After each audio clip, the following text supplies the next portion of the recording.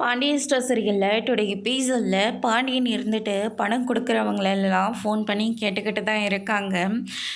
என்னென்ன பணம் கொடுக்காம இருக்கீங்க, பண்டிகை நாள் வேறு வரப்போகுது, கடையில் நிறைய பொருளெல்லாம் வாங்கி போடணும், கையிலையும் பணம் இல்லை, நீங்கள் ஏதாவது கொஞ்சம் கொடுத்தீங்கன்னா உதவியாக இருக்கும் அப்படின்னு சொல்லிட்டு கேட்டுக்கிட்டு இருக்காங்க. என்ன பாண்டியா இப்படி சொல்கிற, நான் இப்போ தானே உங்கள் கடையில் வந்து பணத்தை கொடுத்துட்டு வந்தேன் அப்படின்ற மாதிரி சொல்லிடுறாங்க.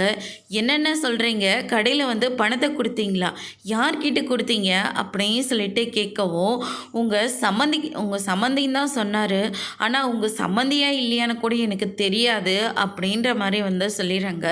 அதுக்கு அடுத்து தான் வந்து பார்த்திங்கன்னா பழனி வேலை செஞ்சிட்ருக்காரு.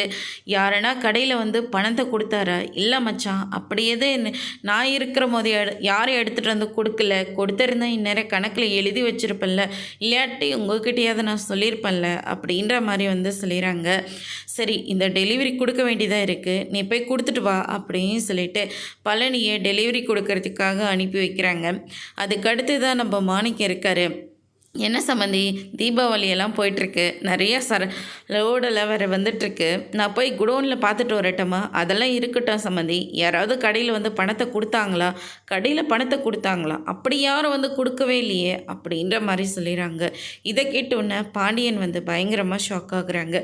இல்லை சம்மந்தி, யாராவது 10,000 பணத்தை எடுத்துகிட்டு வந்து கொடுத்தாங்களா அப்படின்னு சொல்லிட்டு கேட்கவும், உடனே தங்கமயில் இருந்துட்டு, அப்பா இப்போ தான் மாமா கடைக்கு வர்றாரு, இதுக்கு முன்னே சித்தப்பா தான் இருந்தார் அப்படின்ற மாதிரி சொல்கிறாங்க. அதோடு இன்றைக்கான பிரம முடிச்சிருக்காங்க.